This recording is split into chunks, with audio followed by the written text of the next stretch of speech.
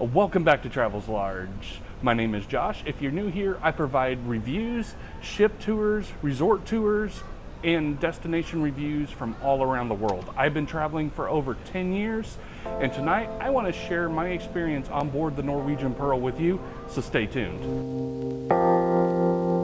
So today we are on board the Norwegian Pearl. We're wrapping up what is my 24th cruise. The Norwegian Pearl is a good-sized ship, fits about 2,300 people. It entered service in 2007 and got a refurbishment in 2017 to match Norwegian ship standards. So you can tell it's a little bit older of a ship, but you have to look really hard to find those spots that are honestly looking a little older and maybe rusty. So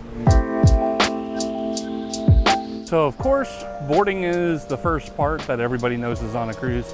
And for the Norwegian Pearl, they went out of their own terminal, which is the one labeled NCL at Port of Miami. We arrived at about 9 o'clock in the morning. It was pretty early for us, but they didn't have the doors open yet. So it was about 9:30. They finally opened the doors and let everybody kind of queue inside. From that moment, we waited a while, and then they finally let everybody through security. We did end up waiting in the terminal for a little while. One of the downsides I would say about that terminal is they don't use any sort of visual boards or microphone announcements. There's just some guy at the end of the terminal yelling different boarding groups. So it's really hard to hear him, and you're probably not going to hear him very well throughout the terminal. All my PRTYs, diamond is faster. Priority? So far we're pretty unorganized around here, but it'll get better, right? At least I'm getting on board. So unfortunately it's just a matter of paying attention and watching what people are doing, but it does get kind of chaotic, and I think that is something that they could really do better is the boarding process. There's TVs in there, there's speakers in there, so I'm not for sure why they're not using them. I know it is a newer terminal, but if I remember right, they've been using it for a couple of years, so I'm not for sure what the hang up there is. But that was the worst part about boarding. Once we got on board, we did go to our muster station, and they scanned our key card just to show that we were there. Before you board, you end up watching a YouTube video that tells you all about how to use a life jacket and the emergency procedures on board. So the boarding process was a little chaotic, but we did end up getting on board safely, and then we made our way to our stateroom. So one thing that's very important to me on board a cruise ship is, of course, my stateroom. You want a place that's comfortable and a place that you're going to be able to call home for how many ever nights it is. In our case, this is a 5-night cruise on board, so definitely someplace that's comfortable. I'm in my 30s, so of course, back problems. I want a place that's easy on the back.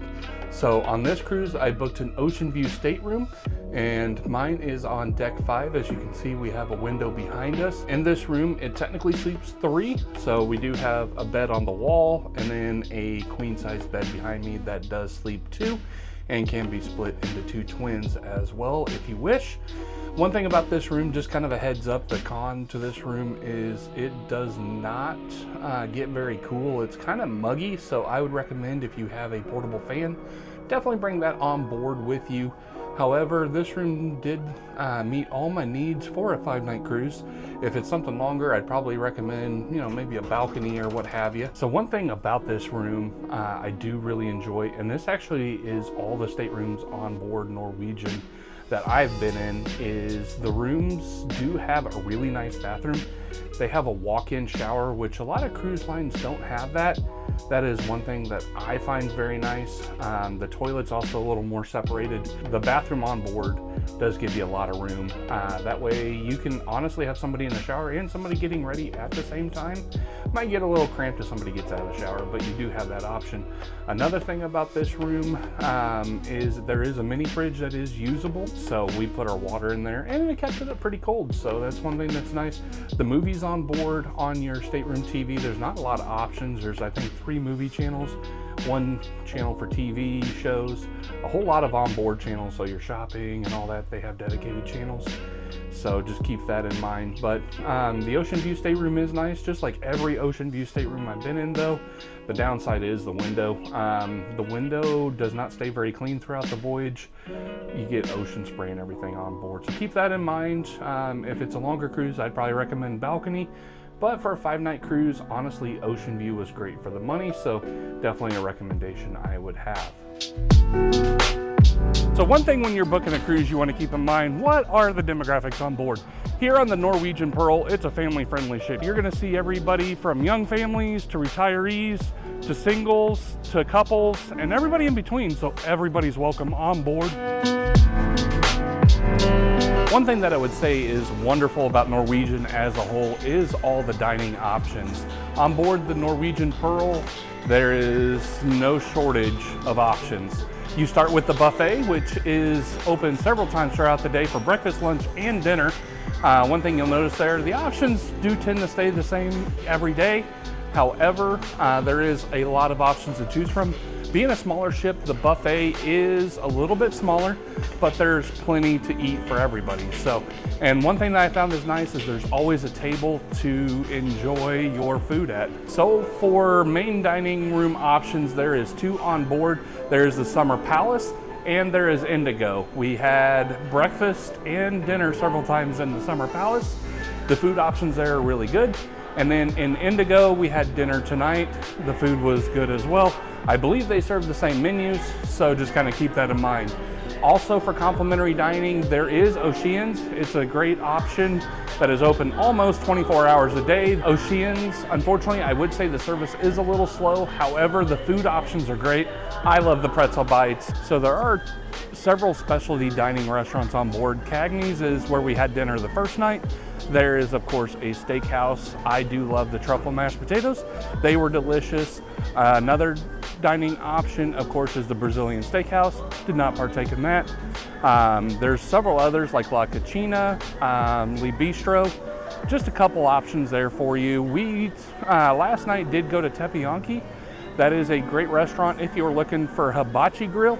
The food there is fantastic. The cover charge there is about $59 per person.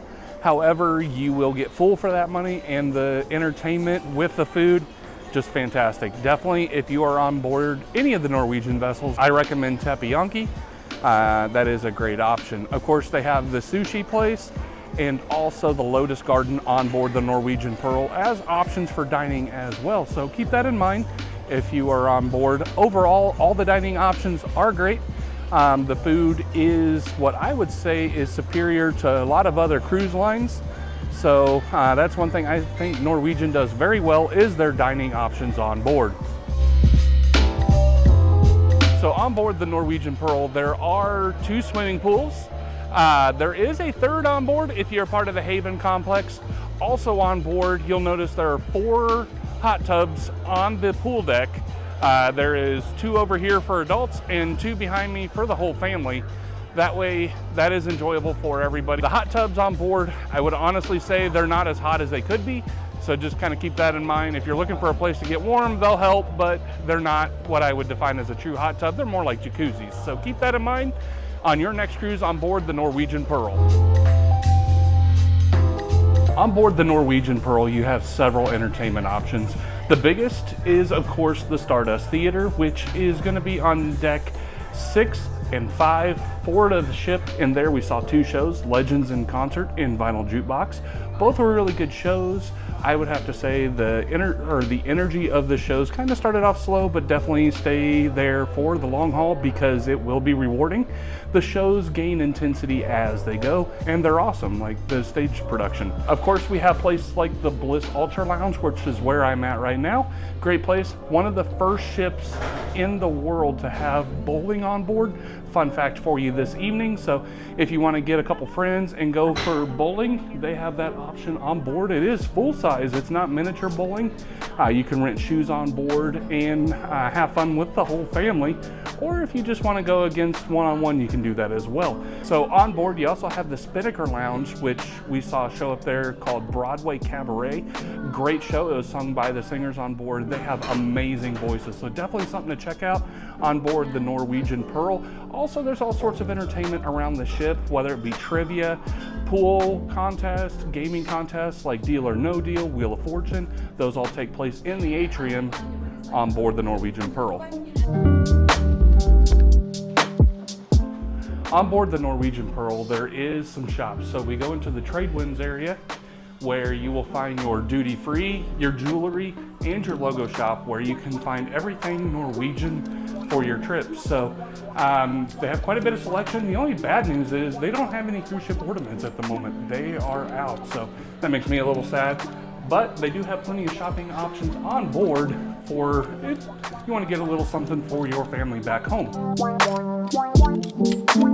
So in conclusion, as I wrap up my 24th cruise here on board the Norwegian Pearl, I would like to talk about what went well, what could use a little improvement, and some tips and tricks. So in my opinion, what went well is the staff, of course. They go above and beyond. They work long hours and long days. So the ones that were friendly went out of their way to make my cruise that much better. Another thing that went well, I think the ship is beautiful. They've done really good keeping up with the ship. You have to look really hard to find rust or signs of dirt. So that's one thing I think went well. What could use a little improvement in my opinion is O'Sheehan's. The service is a little slow. And we also missed the cruise port because of weather. So I think in the future, that's one thing that Norwegian needs to do is maybe add a regular dock to their private island. So that could go a little bit better in my opinion. So a couple tips and tricks on board is I'm gonna go back to O'Sheehan's. If you're looking for a place to eat and it's kind of a weird hour, that is a great place to go. They are open nearly 24 hours and they are a complimentary option. While the service is a little slow, hey, we're on island time here. We're on board a cruise ship. We're not going anywhere too quick. Another tip is the internet here on board. There is several packages to choose from. However, you don't necessarily need multiple packages to cover multiple devices.